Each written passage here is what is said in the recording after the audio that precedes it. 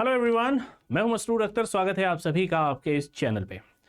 पिछले एक हफ्ते में या पिछले 15 दिन में अगर हम न्यूज़ पलट के देखते हैं तो कई सारी चीज़ें हुई हैं, कई सारी घटनाएं घटित हुई हैं। एनटीए से रिलेटेड हो गया या फिर जो एग्ज़ाम कैंसिल हुआ उससे रिलेटेड हो गया, एग्ज़ाम लीक हुआ इससे रिलेटेड है, या फिर अभी हाल फिलहाल की एक घटना जो कि सीबीएसई से रिलेटेड है। इतनी बड़ी संस्थान और इतनी बड़ी संस्थाओं से रिलेटेड ये जब घटनाएं आती हैं तो थोड़ा बहुत कहीं ना कहीं धुआं उठता दिखता है, और जब धुआं उठता है तो इसका ये मतलब है कहीं ना कहीं आग लगी है मिनिस्ट्री ऑफ एजुकेशन में।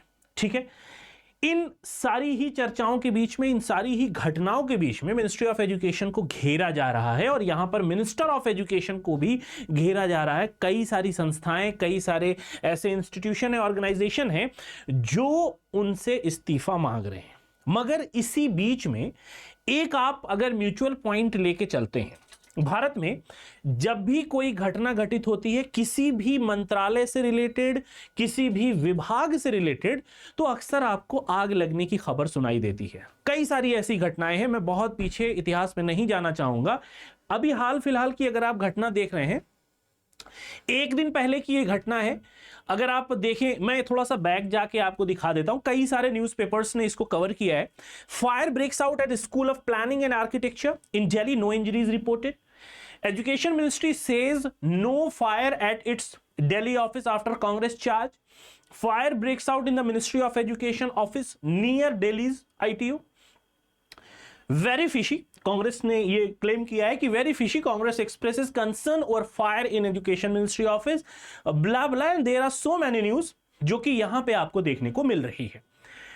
अब एक बात और ध्यान रखने वाली है कि आग क्या अपने आप से पहुंच रही है? पिछले कुछ दिनों में अगर हम देखते हैं, गर्मी गर्मा का जो माहौल बना हुआ है कि जहां पे जांच की बात आती है, क्या आग वहां अपने आप पहुंच रही है? क्या आग को पता है कि इस जगह पे जांच होने वाली है, पहुंच जाओ?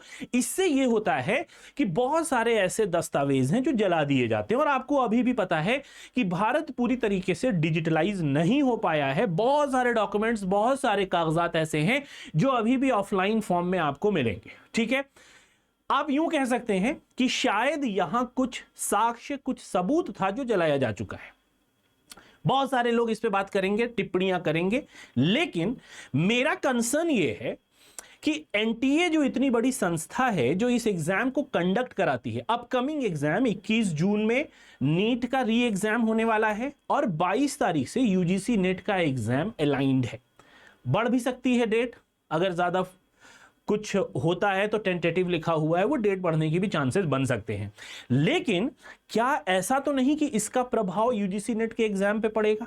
हम तैयार होकर बैठे हुए हैं कि एग्जाम होने वाला है, कहीं ऐसा तो नहीं कि फिर से कुछ लीक की खबर हमें देखने को मिल जाए? इन सब के पीछे क्या कवर किया जा रहा है, क्या छुपाया जा रहा है, यह जानना बहुत जरूरी है। तो एज ए अवेयर इंडियन, आप एक जागरूक नागरिक होने के नाते, जागरूक सिटीजन होने के नाते, ये जिम्मेदारी आपकी है कि आप अवेयर रहें इन सारी चीजों से। इनके पीछे बहुत बड़ा एक चेन है। ठीक है, ये जो घटनाएं घटित हो रही हैं ये अपने आप नहीं होती हैं।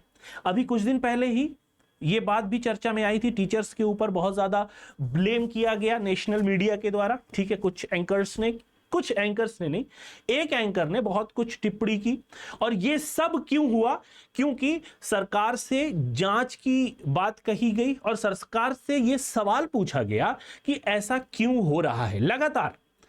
ये सिर्फ इस साल की बात थी, 2025, 2024 या उससे पहले एग्जाम्स के साथ जो एक ट्रांसपेरेंसी है वो खत्म होती जा रही है। सरकार इस चीज के लिए क्रेडिबल नहीं होना चाहती, या फिर जो संस्थाएं हैं वो अकाउंटेबल नहीं होना चाहती इस चीज के लिए कि अगर कोई एग्जाम लीक हो रहा है या किसी एग्जाम की ट्रांसपेरेंसी दांव पे लग रही है तो हम इसका जिम्मा उठाएं।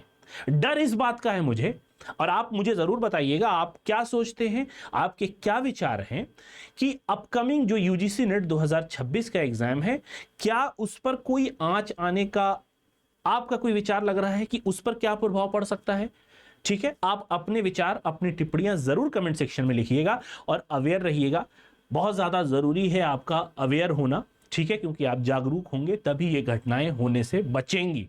आपके भविष्य का सवाल है, आपके आने वाली पीढ़ी के भविष्य का सवाल है। ठीक है, अपने विचार कमेंट सेक्शन में जरूर देखिएगा। क्यों? क्योंकि जहां जांच वहां आग, ये कोई संयोग है या एक प्लानिंग है। Thank you so much.